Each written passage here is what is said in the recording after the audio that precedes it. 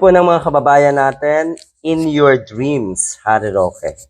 Pwede daw kasing suportahan ni Atty. Leni Robredo ang presidential bid na itong si Sara Duterte.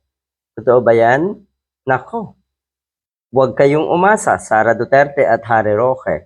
Ang sinasabi ni Harry Roque ay ganito. Wala daw, kung napapansin nyo daw, wala daw masamang sinasabi si Atty. Leni Robredo kay Sara Duterte. Totoo yon. Dahil hindi yan katulad ninyo, Harry Roque, na mapanira, na magsasalita ng masasama tungkol sa tinuturing yung kalaban at kaaway. Si Atty. Leni Robredo hindi ganyan.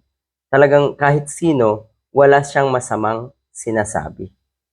Wala siyang masamang sinasabi. At ganito din naman daw, si Sara Duterte daw, wala ring masamang tinapay na sinasabi kay Atty. Leni Robredo. Totoo rin yun.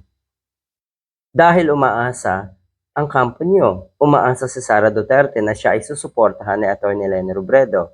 At isa pa, wala rin namang masasabi talagang masama si Sara Duterte kay Atty. Leni Robredo. Subukan niya lang. Dahil talagang kahiya-hiya siya. Magiging kahiya-hiya siya kung manira o kung siraan pa siya o niya si Atty. Leni Robredo. Yan ang buong katotohanan, Mr. Harry Roque. Baka pati daw si Leni Robredo natulungan niya sa Davao. Kasi syempre, kapwa babae, nagtutulungan ang mga kapwa babae sa eleksyon. Natulungan daw sa Davao itong si Atty. Leni Robredo nang siya ay tumakbo bilang Vice President. At nanalo nga.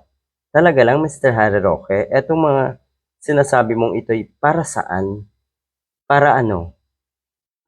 Isipin ng mga taga-suporta nyo na may pag-asa si Sara Duterte? Parang malinaw na kung talagang malakas kayo, sige, suluhin nyo. Kung talagang malakas kayo, huwag na kayong mandamay dahil wala rin naman kayong mahihita eh. Parang inamin mo na rin, Mr. Harry Roque, na mahina kayo. Kaya aligaga kayo na kuhanin ang suporta ni Atty. Leni Robredo at ng mga kakamping. Yak!